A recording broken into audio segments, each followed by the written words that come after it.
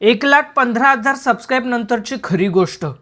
मित्रांनो, 1,15,000 सबस्क्रायबर्स हा आकडा पूर्ण झाल्यावर अनेकांना वाटलं आता तर सगळं बदललं असेल, पण खरं सांगायचं तर खरी गोष्ट त्यानंतरच सुरू झाली. नमस्कार, जय महाराष्ट्र. मी प्रमोद पोंढेकर.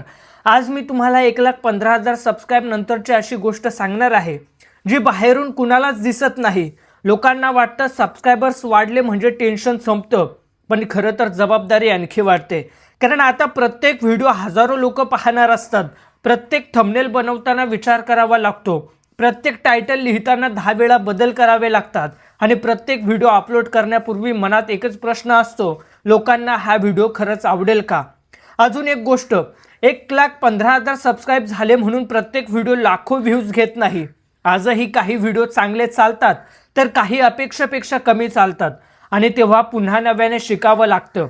मला आज एक गोष्ट नक्की समजली आहे, यूट्यूबवर कालचं यश उद्याची हमी नसतं. प्रत्येक दिवस हा पुन्हा शून्यातून सुरुवात करण्यासारखा असतो. म्हणून आजही मी प्रत्येक व्हिडिओ तितक्याच मेहनतीने बनवतो जशी पहिल्या व्हिडिओसाठी केली होती. कारण माझ्यासाठी आकड्यांपेक्षा महत्त्वाचा आहे तुमचा विश्वास.